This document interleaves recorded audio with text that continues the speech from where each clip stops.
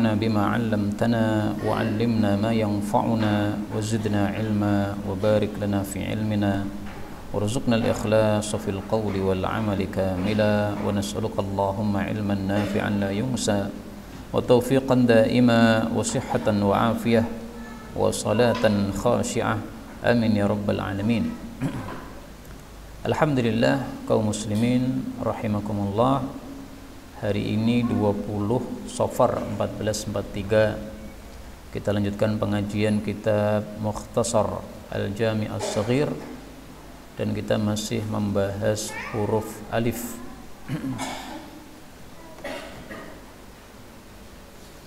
Faqala al-muallif hafizahullahu ta'ala wa nafa'ana bihi wa bi'ulumihi fid dharain amin.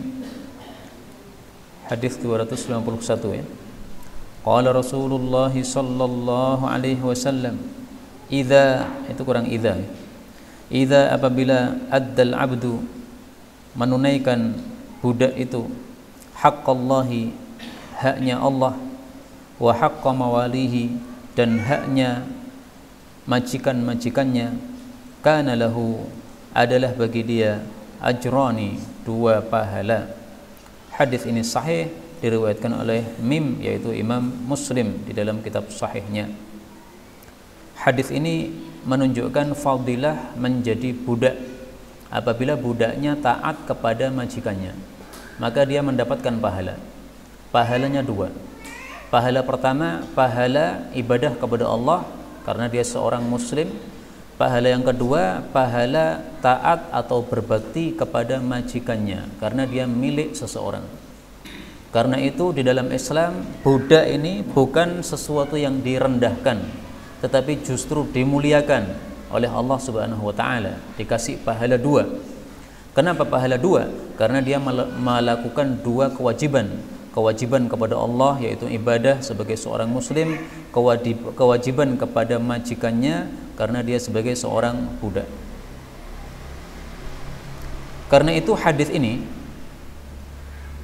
termasuk dalam kaidah umum yang mengatakan bahwa pahala itu sesuai dengan lelahnya seseorang di dalam beramal.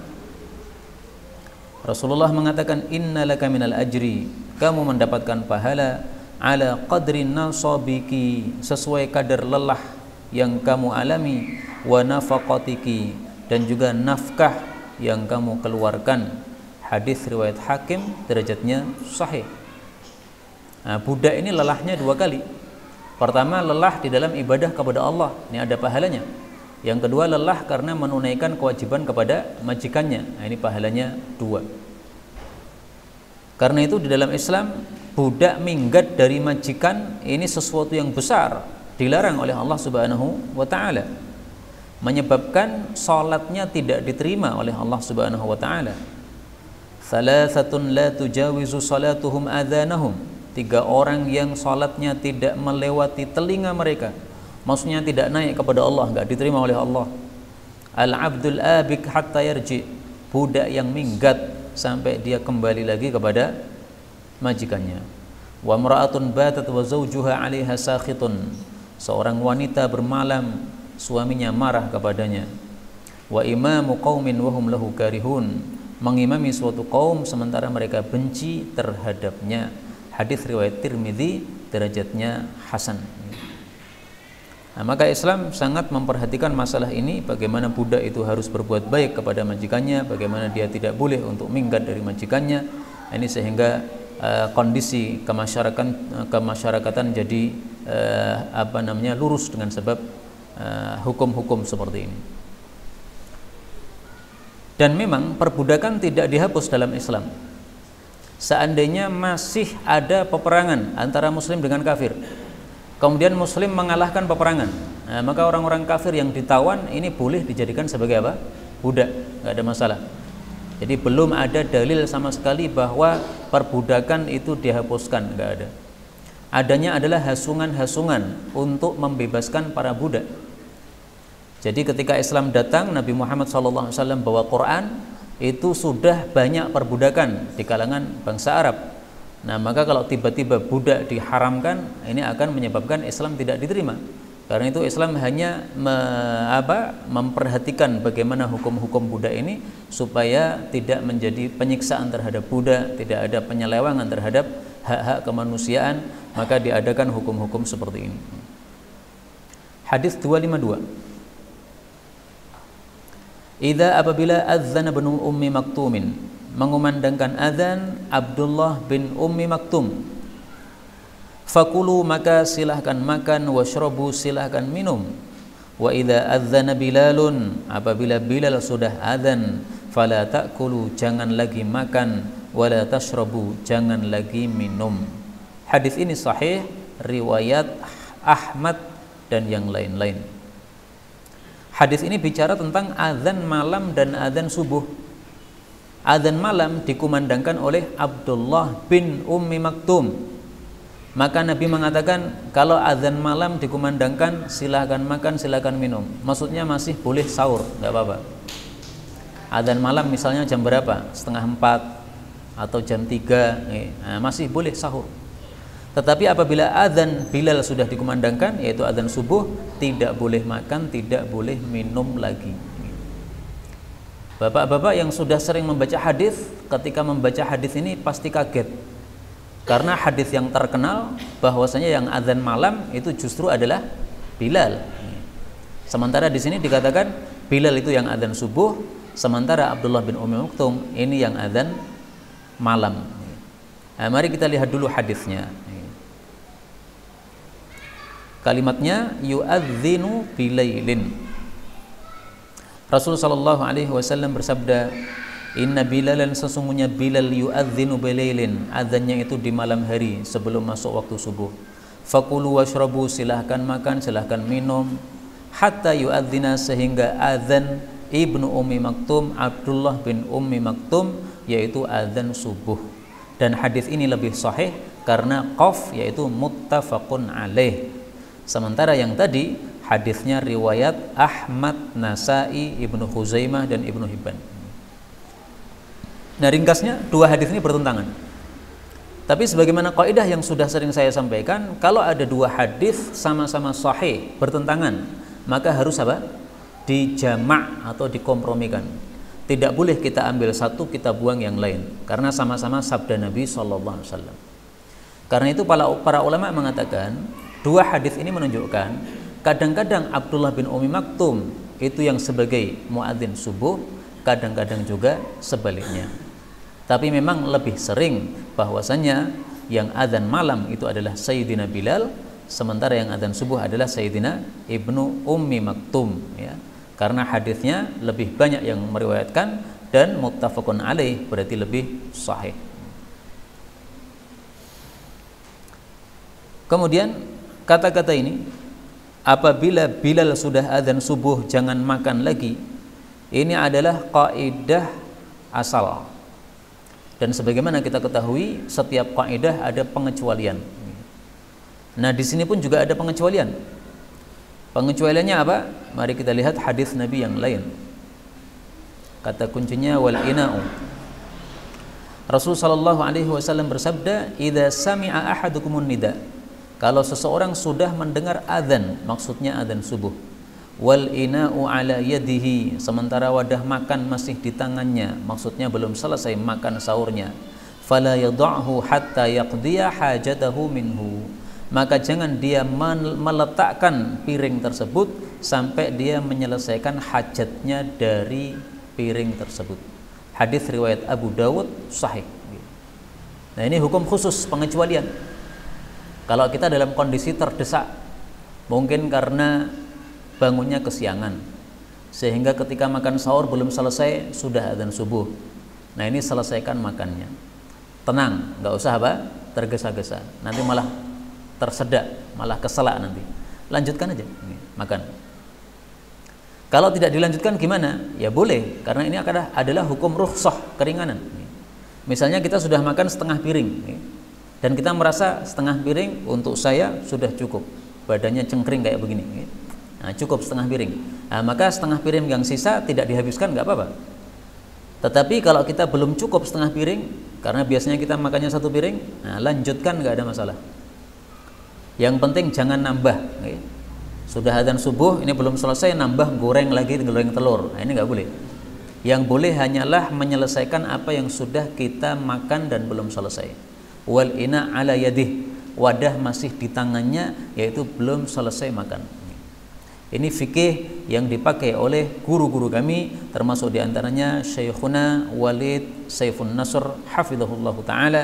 Meskipun saya tahu ya, kitab-kitab fikih banyak yang tidak menerapkan sunnah ini, padahal ini hadisnya sahih, diriwayatkan oleh banyak para ulama, Imam Ahmad, Imam Hakim, dan Abu Dawud. Kalau kita buka kitab-kitab fikih, dikatakan orang makan sahur mendengar adzan subuh disuruh memuntahkan. Nah, kita nggak melakukan itu. Kenapa? Sunnah Nabi tidak seperti itu. Fala yad'hu, jangan letakkan sampai selesaikan hajatnya darinya. Wallahu a'lam bissawab. Tapi jangan disengaja mepet-mepet, ini dalam kondisi terpaksa. 253. Idza adzana al-muadzin, apabila telah azan seorang muadzin, fala yakhruj ahadun, maka jangan keluar seseorang, maksudnya dari masjid, hatta yusalliya, sampai dia melakukan salat, yaitu salat berjamaah. Hadis ini maksudnya jangan seperti orang-orang munafik. Orang munafik itu kalau lagi ngobrol-ngobrol di masjid, begitu azan dikumandangkan, mereka ngeloyor pergi. Kenapa? Karena tidak suka salat jamaah. Demikian juga supaya kita tidak mirip dengan setan. Setan itu kalau mendengar azan apa? Pergi, lari. Nah, maka kalau kita berada di masjid, lagi ngobrol-ngobrol, tiba-tiba azan, malah kita pergi, ini berarti menyerupai setan. Rasulullah Shallallahu Alaihi Wasallam bersabda tentang setan ini. Kata kuncinya ar-rauha. Inna syaitan, sesungguhnya setan, idza sami'an nida, kalau mendengar azan, bis salati, dikumandangkan untuk salat jamaah, zahaba, dia pergi, hatta yakuna makana rauha, sampai ke tempat namanya Rauha. Hadis riwayat Muslim.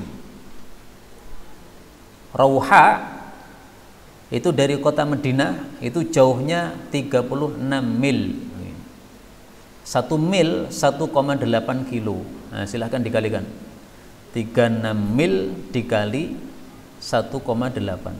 36 dikali 1,8 kilo. Nah, itu jauhnya setan lari supaya tidak mendengar azan. Nah, maka kalau mendengar azan malah kita keluar dari masjid, ini berarti kita menyerupai setan. Para ulama mengatakan, fala yakhruj, jangan keluar dari masjid. Ini ada pengecualian. Kecuali kalau ada uzur atau ada sebab. Misalnya keluar untuk wudu, nggak ada masalah, karena kan mau balik lagi. Keluar untuk buang hajat, habis itu mau balik lagi, nggak ada masalah. Atau dicontohkan oleh para ulama, li imamatin fi masjidin akhar, dia keluar dari masjid karena akan mengimami di masjid yang lain, nggak ada masalah. Misalnya panjenengan ikut pengajian di sini, tapi panjenengan imam di musala sebelah sana. Nah, begitu azan isya dikumandangkan di sini, berarti pengajian sudah selesai, panjenengan balik pulang ke rumah, mengimami di sana, nggak ada masalah. Ini ada sebab, ada udzur. Karena intinya hadis ini adalah tadi, jangan seperti orang munafik. Munafik ada salat jamaah, mereka lari menghindar. Nah, kalau kita keluarnya bukan menghindari jamaah, tetapi karena suatu sebab, maka tidak ada masalah. 254. Idza adzanta, apabila engkau adzan al-maghriba, untuk salat maghrib, fahdurha, maka cepatkanlah, ma'asyamsi, bersama matahari, hadron, dengan sebenar-benar cepat. Hadis ini diriwayatkan oleh Tabarani. Dan hadis ini saya tidak menemukan penjelasan yang jelas di antara para ulama pensyarah hadis rahimahumullahu taala. Adapun yang saya paham, maksud hadis ini adalah khusus untuk adzan maghrib, hendaklah antara adzan dan qomatnya itu jaraknya jangan lama-lama, dicepatkan. Ini makna yang saya paham dari kalimat hadis ini berdasarkan hadis-hadis yang serupa dengannya. Misalnya hadis yang menunjukkan mubalaghah, bahwasanya begitu matahari tenggelam Rasulullah langsung salat maghrib. Hadis riwayat Imam Bukhari. Wal maghrib, adapun salat maghrib Nabi itu salatnya kapan? Idza wajabat, apabila matahari tenggelam. Jadi seolah-olah ketika matahari tenggelam plus ini langsung salat maghrib. Padahal itu nggak mungkin. Karena ketika matahari tenggelam, ini pasti ada azan, kemudian ada wudhu, kemudian ada sholat sunnah, para sahabat sebagian sholat sunnah, sebagian juga tidak, kemudian ada qomat.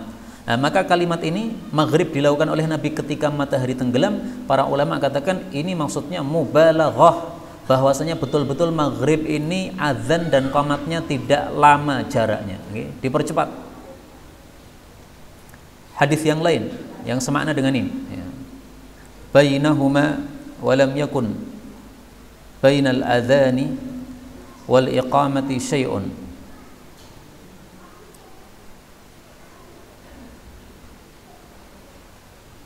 Para sahabat Nabi SAW sebelum maghrib yabtadiruna sawari, mereka itu bersegera untuk berada di belakang tiang-tiang masjid untuk salat sunnah, ya, sebagai sutrahnya. Hatta yakhrujan nabi wa hum kadzalik, Nabi keluar ke masjid dalam kondisi mereka masih sholat sunnah. Yusalluna rak'atain qabla maghrib. Jadi artinya sholat sunnah mereka belum selesai, Nabi sudah apa? Keluar ke masjid. Ini menunjukkan cepatnya qomat untuk sholat maghrib. Karena para sahabat itu begitu muadzin sudah selesai adzan, mereka langsung sholat sunnah. Pas sholat sunnah belum selesai, Nabi sudah datang ke masjid. Ini berarti apa? Sangat cepat. Maka rawi mengatakan walam yakun bainal adzani wal iqamati syai'un. Antara adzan, maksudnya adzan maghrib, dengan qomatnya tidak ada sedikit pun jeda. Maksudnya illa qalil, ya. Jedanya hanya sedikit saja. Karena itu memang sunnahnya untuk salat maghrib ini khusus dibedakan dari salat-salat yang lain.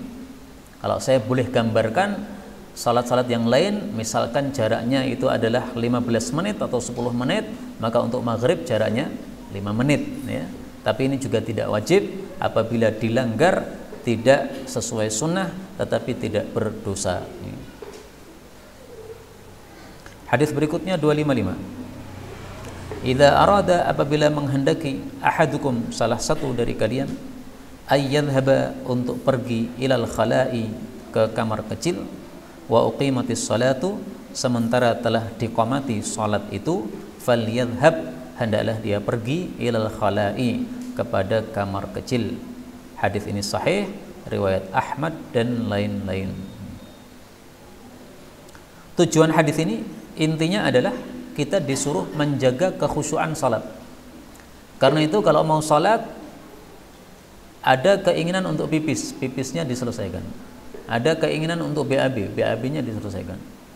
Makan sudah disajikan, sementara kita lapar, nah, maka disuruh apa? Makan dulu. Kalau makanan sudah disajikan tapi kita sudah kenyang, nah ini tidak makan, nggak ada masalah. Karena tujuan intinya adalah apa? Menjaga kekhusyuan. Jadi hadis-hadis yang semakna dengan ini sangat banyak sekali. Contohnya Nabi menyuruh orang yang terdesak oleh BAB atau BAK untuk BAB dulu sebelum sholat. Contohnya lagi Nabi menyuruh supaya sholat duhur diundurkan waktunya apabila waktunya dalam kondisi panas yang sangat dahsyat. Ini untuk negara-negara panas, ya. Kalau Indonesia nggak ada panas yang dahsyat begitu.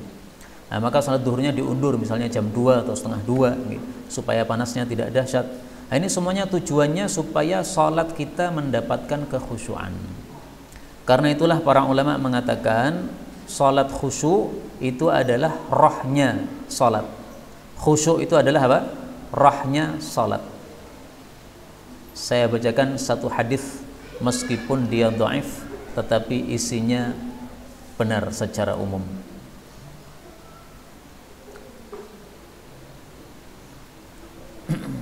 Unzila alayya, telah diturunkan kepada saya, asyru ayatin, 10 ayat. Man aqamahunna, barang siapa yang menegakkan 10 ayat tadi, dakhalal jannah, pasti dia masuk ke dalam jannah. Qad aflahal mu'minun, sungguh telah beruntung orang-orang beriman. Alladzina hum fi salatihim khashi'un. Kemudian orang-orang beriman ini sifatnya yang pertama disebut oleh Allah, salatnya khusyuk. Nah, berarti yang dimaksud aflaha, beruntung, itu maksudnya adalah dakhalal jannah, masuk jannah. Ini hadis riwayat Tirmidzi, derajatnya dhaif memang, ya, tapi secara umum maknanya sahih. Memang siapa yang melakukan ayat ini pasti dia akan masuk ke dalam jannah, karena Allah menjanjikan qad aflaha, sudah beruntung. Nah, Allah sebutkan sifat pertama, salatnya khusyuk, menunjukkan intinya hal tersebut. Karena itu ada satu doa yang harus kita sering membacanya, dan dulu mungkin sudah saya sampaikan lagi supaya lebih hafal. Allahumma inni a'udzubika min sholatil la tanfa. Sudah pernah dengar ini, Pak? Baik, kita baca lagi. Allahumma inni a'udzubika min sholatin la tanfa. Ini kalau dibaca dalam sholat harus dengan bahasa Arab. Tapi kalau di luar sholat pakai bahasa Indonesia nggak apa-apa. Ya Allah, sesungguhnya aku berlindung kepada Engkau dari sholat yang tidak berguna. Ini doa Nabi sebagaimana diriwayatkan oleh Imam Abu Dawud, derajatnya sahih. Karena itu paling senang saya membaca doa ini sebelum sholat. Baik itu antara azan sampai qomat, ketika menunggu imam, ya, ini dibaca, atau juga sebelum kita salat. Biasanya kan imam membaris dulu. Nah, ketika membaris kan kita menunggu. Nah, sambil menunggu imam takbir, kita baca doa ini.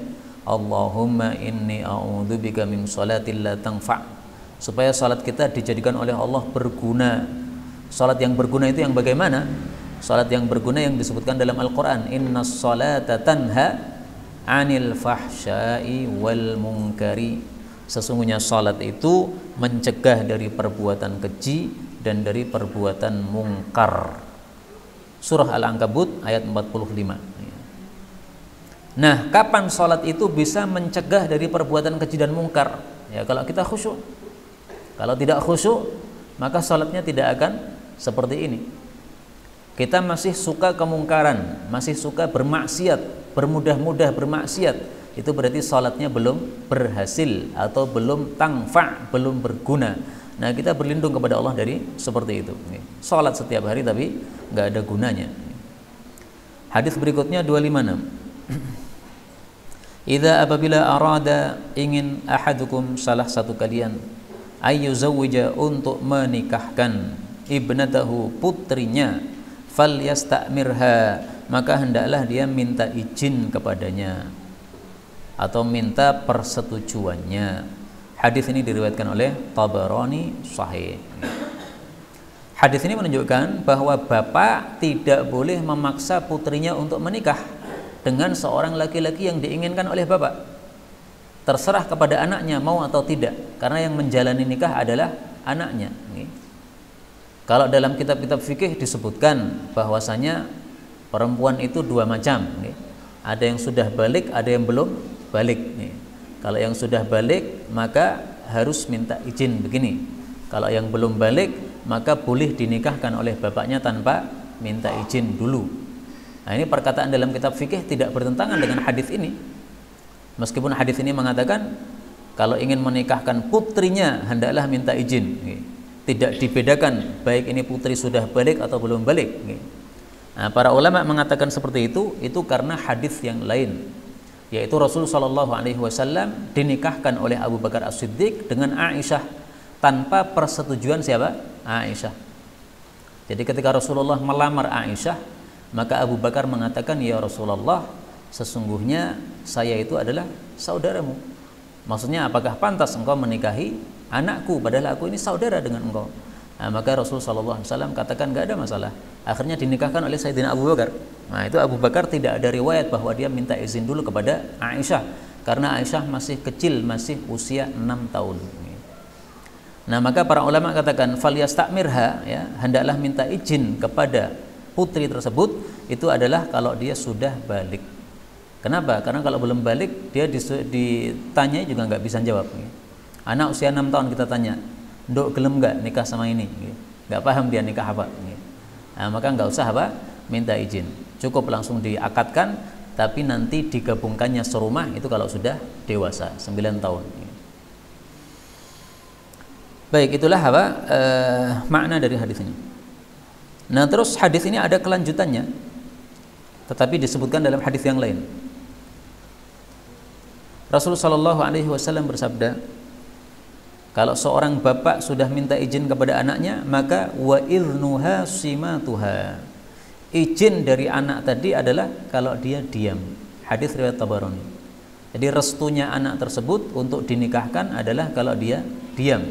Kalau dia mengatakan tidak, maka jangan dipaksa. Kalau dia diam alias dia malu untuk mengatakan setuju, berarti dia setuju untuk dinikahkan. 257. Idza apabila arada hendak ahadukum salah satu kalian, idza arada apabila menginginkan ahadukum salah satu kalian min imraatihi dari istrinya hajatahu akan hajatnya, maksudnya hubungan, falyatiha maka hendaklah dia mendatangi istrinya, wa in kanat meskipun adalah istri tadi ala tanurin di atas tungku, maksudnya sedang memasak. Hadis ini riwayat Ahmad sahih. Hadis ini menunjukkan bahwa seorang suami kalau sudah menghendaki hubungan sama istri, maka jangan ditunda-tunda. Kenapa? Karena kalau ditunda-tunda dikhawatirkan akan madharat baik terhadap agamanya maupun terhadap dirinya. Karena namanya mani kalau terkumpul banyak di dalam tubuh seseorang itu akan madharat. Karena itulah Allah menciptakan laki-laki ini sering mengalami mimpi basah. Kenapa mimpi basah seperti itu? Itu supaya tubuhnya tidak madharat. Karena kalau terkumpul mani dalam tubuhnya banyak, ini akan menyebabkan madharatnya tubuh dia. Demikian juga madharat dalam hal agama. Karena sudah menghendaki tapi nggak segera dilakukan. Nah, akhirnya dia kemudian menoleh ke sana kemari yang bukan haknya, menyebabkan apa? Dia terfitnah agamanya. Nah, maka disuruh oleh Nabi falyatiha, hendaklah mendatangi meskipun istrinya sedang memasak. Tapi ini bukan perintah wajib, ya. Artinya tidak harus waktu itu juga langsung. Nah, ini adalah hasungan saja dari Nabi SAW supaya tidak terjadi fitnah. Istri pun juga disuruh untuk mentaati. Tidak boleh menolak. Rasulullah SAW bersabda, idza da'a ar-rajulu imra'atahu, kalau seorang laki-laki ajak istrinya ila firashihi, kepada tempat tidurnya, untuk hubungan maksudnya, fal tujib, hendaklah dia mengabulkan, wa in kanat ala dhahri qatabin, meskipun istri sudah di atas pelana. Hadis riwayat Bazzar sahih. Nah, di atas pelana ini maksudnya bukan dia mau pergi, bukan. Abu Ubaidah mengatakan, dulu kami kira maksudnya itu istri sudah naik pelana, sudah mau pergi, kemudian diajak suaminya. Ternyata enggak. Ini adalah kondisi istri sedang hamil tua, kemudian sudah akan melahirkan, sudah bukaan. Misalnya bukaan 5 atau bukaan berapa, yang sebentar lagi keluar anaknya. Nah, biasanya kalau sudah bukaan 5 ini sebentar lagi keluar anaknya, paling lama 2 jam katanya. Nah, ini orang-orang Arab biasanya suruh perempuan ini duduk di atas pelana, ya. Pelananya ditaruh di tanah, kemudian dia disuruh duduk di atasnya. Nah, dalam kondisi duduk seperti itu, nanti bayinya akan mudah untuk apa? Keluar. Bayinya mudah untuk keluar, karena posisinya berarti kan terbuka begini, bayinya akan mudah keluar. Nah, sehingga maksudnya meskipun posisi sudah bukaan 5 mau melahirkan, diajak suaminya, hendaklah istrinya fal tujib, hendaklah mengabulkan. Meskipun ini sekali lagi tidak betul-betul dimaksudkan secara hakikatnya, ini hanya mubalaghah, ya. Tidak ada seorang suami yang menginginkan hubungan dalam kondisi seperti itu. Nah, sedikit saya malah menyimpang sedikit ini. Ada satu ilmu baru, ya, dikatakan ilmu atau pengetahuan terserah, ya. Di dalam surat Maryam Allah Subhanahu wa taala mengatakan,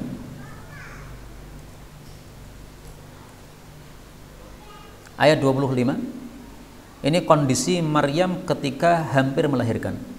Allah katakan, wa huzzi ilaiki bijid'in nakhlah, goncang-goncangkanlah pokok pohon kurma, tusaqit alaiki rutaban janiyya, dia akan menggugurkan kepada engkau buah-buah kurma rutab dalam keadaan sudah janiyah, terpetik. Nah, ini sebagian orang memahami kondisi Maryam melahirkan anaknya ini dalam kondisi berdiri. Karena orang menggoncang-goncangkan pohon itu pasti dalam kondisi apa? Berdiri. Nggak ada orang goncang-goncangkan pohon supaya buahnya jatuh dalam kondisi duduk, nggak ada. Pasti dia berdiri karena lebih kuat. Nah, maka diambil dari ayat ini menurut mereka bahwa posisi melahirkan paling bagus posisi berdiri. Ibu-ibu ada nggak yang melahirkan dalam kondisi berdiri? Kalau mau coba silahkan. Ini dalilnya surat Maryam ayat 25 katanya. Saya nggak tahu, ya. karena saya belum pernah mencoba, saya nggak pernah melahirkan. Tapi kalau mau dicoba silahkan. Teman saya katanya pernah mencobanya terhadap istrinya sendiri dan katanya lahirnya lancar. Tapi saya belum bertemu langsung sama beliau, hanya cerita. Kita lanjutkan 258. Idza aradallahu, apabila Allah berkehendak, bil amir, terhadap pemimpin, khairan, kebaikan, ja'ala lahu, Allah akan menjadikan baginya wazira sidqin. Wazir niku napa? Menteri gitu. Menteri yang baik. In nasya, apabila presidennya ini lupa, dzakkarahu, maka menterinya ini mengingatkannya. Wa in dzakara, kalau presidennya ini ingat, a'anahu, menterinya ini membantunya. Wa idza arada bihi ghaira dzalik, apabila Allah menghendaki terhadap pemimpin itu selain itu, ja'ala lahu wazira su'in, Allah jadikan untuknya menteri yang jelek. In nasiya lam yudzakkirhu, kalau dia lupa dia tidak mengingatkannya. Wa in dzakara lam yu'inhu, dan kalau dia ingat dia tidak membantunya. Hadis sahih riwayat Abu Dawud. Dari hadis ini kita ambil dua pelajaran. Pelajaran pertama, bahwa pemimpin itu ada yang baik, ada yang buruk. Untuk mengetahui yang baik dan yang buruk, kita lihat orang-orang sekitarnya. Sekitarnya baik berarti baik, sekitarnya buruk berarti buruk. Meskipun dia orang soleh. Orang soleh kalau sekitarnya buruk semua, nggak mungkin dia kuat sendiri, nggak mungkin. Pelajaran yang kedua, kalau kita ingin memilih pemimpin, jangan hanya melihat orangnya saja. Ini rata-rata orang kalau mau milih pemimpin lihat orangnya tok. Ini salah kayak begini. Dia memang orang bagus, seorang ustadz misalnya, jidatnya hitam misalnya, tanda bahwa dia suka sholat tahajud misalnya. Dia terkenal suka sedekah ke sana kemari misalnya. Tapi ternyata dia diusung oleh partai yang bobrok misalnya. Maka jangan kita pilih. Kenapa? Kata Nabi SAW, ini berarti dikehendaki keburukan oleh Allah, yaitu menteri-menterinya orang-orang yang jelek, pengusung-pengusungnya orang-orang yang jelek. Maka memilih pemimpin hati-hati, hanya melihat orangnya itu cara yang salah. Melihat orangnya juga melihat orang sekitarnya. Ini cara yang benar dengan izin Allah Subhanahu wa Ta'ala. Kemudian hadis ini memang bicara tentang pemimpin, tapi ini bisa ditarik juga pengertiannya dalam kondisi dalam skup yang lebih kecil, keluarga. Apabila Allah ingin menghendaki terhadap seorang kebaikan, dia akan berikan istri yang baik. Istri yang baik sifatnya gimana? Kalau suaminya lupa, istrinya mengingatkan. Kalau suaminya ingat, istrinya membantu di dalam kebaikan. Demikian juga sebaliknya. Kalau Allah menghendaki kepada seorang wanita kebaikan, Allah siapkan suami yang baik. Suami yang baik gimana? Kalau istrinya lupa, suaminya mengingatkan. Kalau istrinya ingat, maka suaminya membantu dalam kebaikan tersebut. Karena itu ringkasnya, marilah kita orang-orang yang ngaji ini, suami istri saling amar ma'ruf nahi mungkar, saling bantu-membantu dalam kebaikan. Dan Rasul SAW menghasung tersebut dalam banyak hadis. Salah satunya hadis yang dulu pernah kita tampilkan, suami istri hendaklah saling membangunkan sholat tahajud. 259. Idza apabila aradallahu, Allah menghendaki, bi ahli baitin, terhadap suatu keluarga. Ahlu bait maksudnya apa? Satu keluarga, khairan, kebaikan, adkhala alaihim, Allah memasukkan kepada mereka ar-rifqa, kelembutan. Maksudnya kelembutan gimana? Maksudnya yarfuqu ba'duhum bi ba'din. Sekeluarga itu satu sama lain saling lembut. Suaminya lembut sama istri, istri lembut sama suami, bapak lembut sama anak, anak lembut sama bapak. Warifku, kelembutan itu maksudnya adalah al-lutaf, ya, kelembutan, wal akhdhu bil ashal, mengambil yang termudah. Jadi dimudahkan aja. Minta izin ke sana misalnya, anak ya mudahkan, boleh. Yang penting bagus. Dia pergi untuk apa sih? Untuk TPA, izinkan, kenapa enggak? Pergi untuk apa sih? Untuk olahraga, sepak bola misalnya. Udah izinkan. Yang penting bagus, enggak ada madarat, silahkan. Jangan dipersulit. Yang penting apa? Tidak ada keburukan padanya. Kalau ada keburukan ya jangan, karena termasuk nahi mungkar. 260. Idza arada, apabila Allah menghendaki, bi abdin, ini mestinya ada Allahnya di sini ya.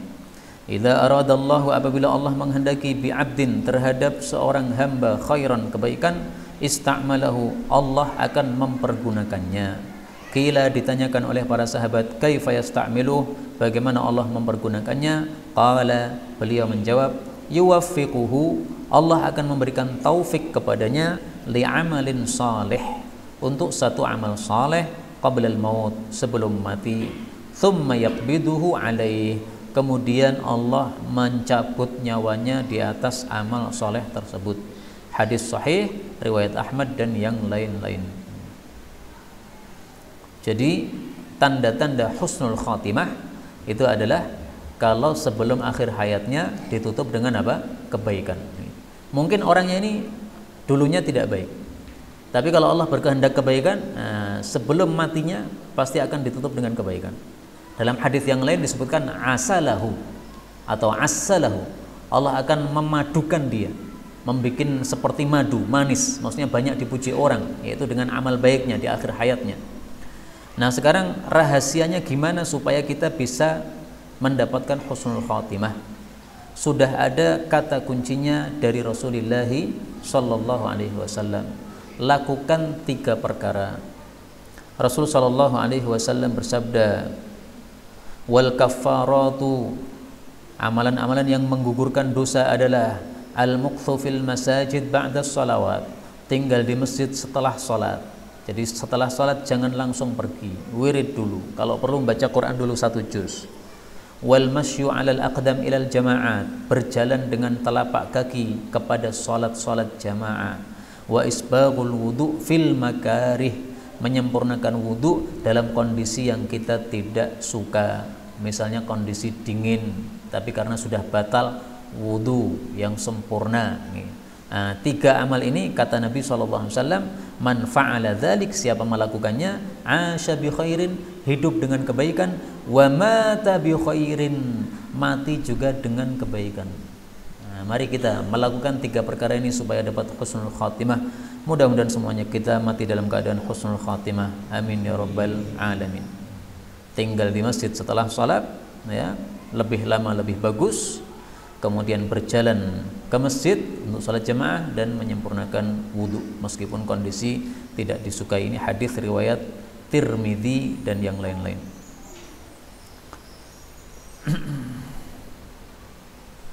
Ada pembahasan